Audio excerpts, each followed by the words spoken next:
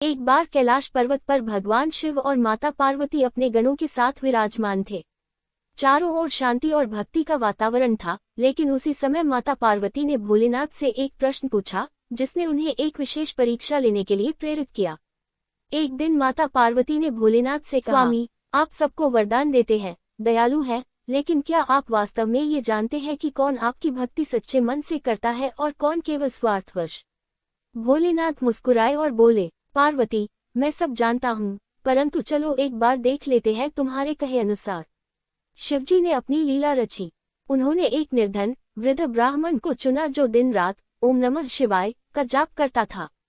उसका नाम था हरिदत्त। वह न तो किसी से कुछ मांगता था, न ही किसी से शिकायत करता। उसके पास रहने को टूटी झोपड़ी थी और खाने को सूखी रोटी। फिर भी वह सदा प्रसन्न और शिव भक्त था। एक दिन भगवान शिव एक साधु का रूप धारण करके उस ब्राह्मण के पास गए और बोले, ब्राह्मण देव, कुछ भोजन मिलेगा, मैं कई दिनों से भूखा हूँ।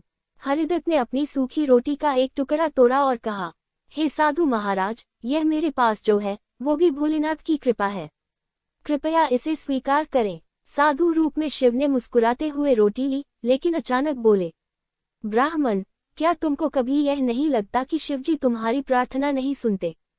तुम्हारी दशा इतनी दयनीय क्यों है?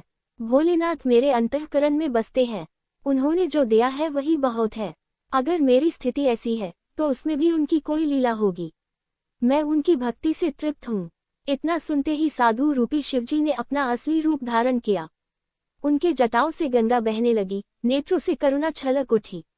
माता पार्वती भी प्रकट हुई। वत्स, तूने मेरी परीक्षा में उत्तीर्ण होकर सच्ची भक्ति का प्रमाण दिया है।